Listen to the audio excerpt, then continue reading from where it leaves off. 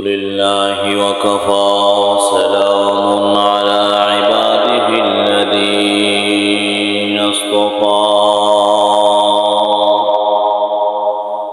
أما بعد فأعوذ بالله من الشيطان الرجيم بسم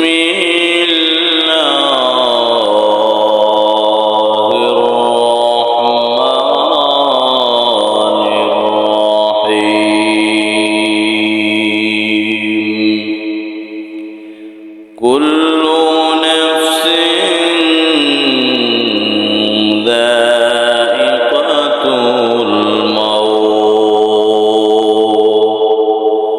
بارك الله لنا ولكم في القرآن العظيم ونفعنا وإياكم بالآيات والذكر الحكيم صلى الله على سيدنا مولانا محمد وعلى آله وأصحابه وسلم أجبي جنا قلبي جنا जाना तो एक दिन है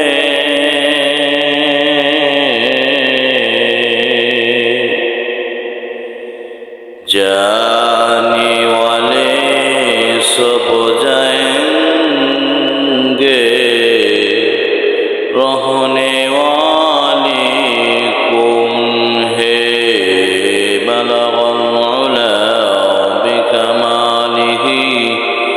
كشف الدجى بجماله حسنت جميع خصاله صلوا عليه وآله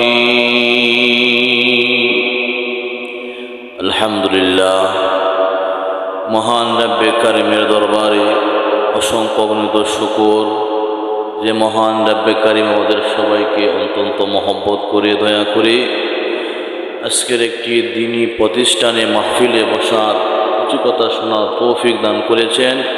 এই জন্য আসুন আমরা মহান রব্বে কারিমের দরবারে অন্তরের গভীরস্থল থেকে প্রাণ ভরে জুড়ে সুরে কালিমাত শুকর আদায় করে সবাই বলে আলহামদুলিল্লাহ। সম্মানিত উপস্থিতি, আমি আপনাদের সামনে মানবতার মুক্তির সনদ মহাগ্রন্থ আল কোরআন থেকে একখানা আয়াতে কালিমা তিলাওয়াত করেছি। এই আয়াতে কালিমাকে সামনে রেখে আপনাদের সামনে আমি কিছু কথা বলার চেষ্টা করব। ওমা তৌফিকি ইল্লা বিল্লাহ। আমরা জানি মহান রব্বে কারিম এই পৃথিবী সৃষ্টি করেছেন এবং এই পৃথিবী একদিন ধ্বংস হবে।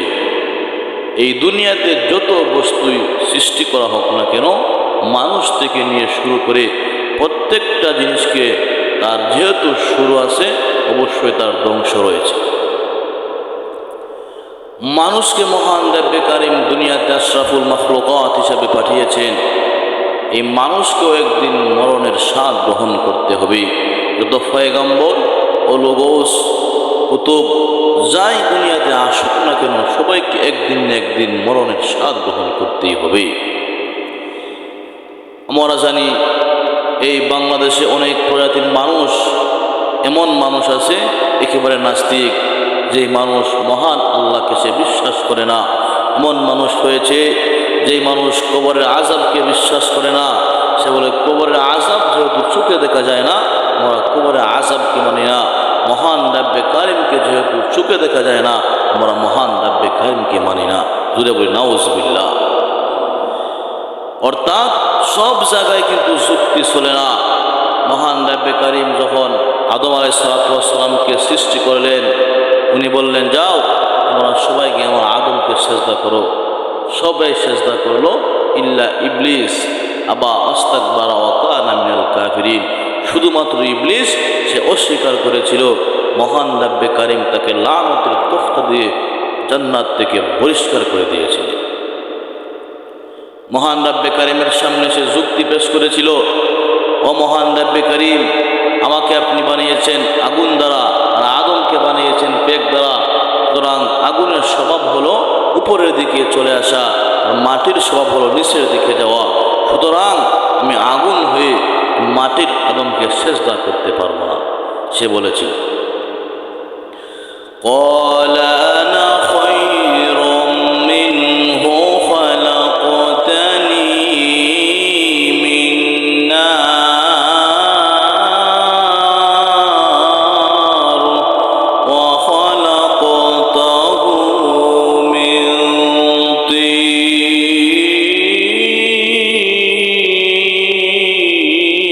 طين।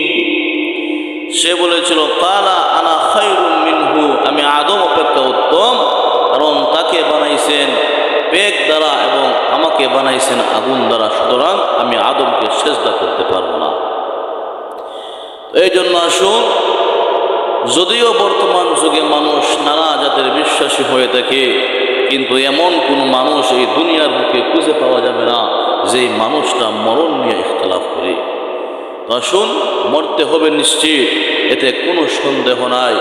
মানুষ জানে যে তার এক সেকেন্ডের ভরসা নাই, কিন্তু গুনার কাজ মানুষ ছাড়তে রাজি নাই। মহান রব্বে কারিম বলেন, ও বান্দা, তুমি কখন মরবা, মালাকুল মাউত তোমার সামনে কখন চলে আসবে তা কিন্তু তুমি জানো না।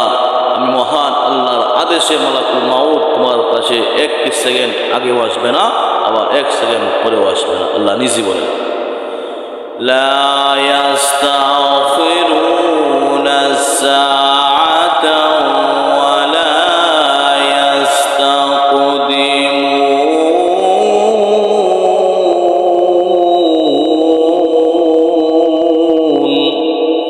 অর্থাৎ মালাকুল মাউত তোমার সামনে একটি সেকেন্ড আগেও আসবে না, আবার পরেও আসবে না। যখন তোমার মরণের সময় গনিয়ে আসবে, যখন তোমার মরণের সময় চলে আসবে, তখন মহান রব্বে কারিমের আদেশে মালাকুল মাউত তোমার কাছে চলে আসবে। ওই দিন যদি তুমি তাকে কাকুতি মিনতি করো যে আমাকে রেখে যাও, আমাকে কিছু সময় দাও, তখন কিন্তু আর কাজ হবে না।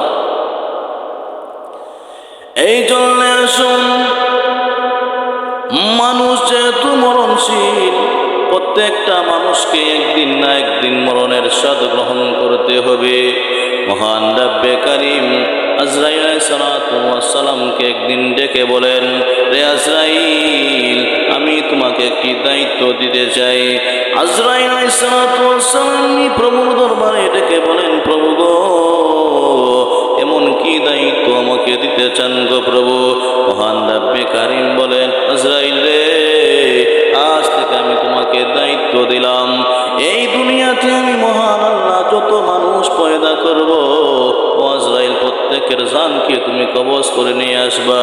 এমনি আজরাইল ডেকে বলে, প্রভু গো, আমি যে মানুষের প্রাণগুলা কেড়ে নিয়ে আসবো, নবজাত শিশু তার মায়ের গর্ভে থেকে স্বল্পে মাত্র জন্মগ্রহণ করেছে, আমি তার প্রাণটাকে কবজ করে নিয়ে আসবো। হে প্রভু, মানুষ তোমাকে দোষারোপ করবে, আজরাইল এসে আমার ছেলের প্রাণটাকে কেড়ে নিয়ে গেল। মহান রব্বে কারিম বলেন, আজরাইল, এত সুন্দর প্রশ্ন করার কারণে তোমাকে ধন্যবাদ দিতে হয়। রে আজরাইল, শুনে রাখো, এই দুনিয়াতে আমি মহান আল্লাহ যে মানুষগুলাকে পয়দা করব, তার জানগুলাকে তোমরা কবজ করে নিয়ে আসবা তুমি। আজরাইল, আমি মহান আল্লাহ এমন একটি সিস্টেম বাতলিয়ে দিব, যে সিস্টেমের মাধ্যমে দুনিয়ার মানুষগুলা মানুষকে দোষারোপ করবে। অর্থাৎ ও আজরাইল, আমি মহান আল্লাহর মাধ্যমে যার মরণ যেইভাবে হওয়া দরকার, মহান আল্লাহ তাকে সেই সিস্টেমের মাধ্যমে উঠাইয়া দিব, তখন তার জানটাকে তুমি কবজ করে নিয়ে আসবা, আর মানুষ তোমাকে দোষারোপ করবে না। জুড়ে বলি সুবহানাল্লাহ।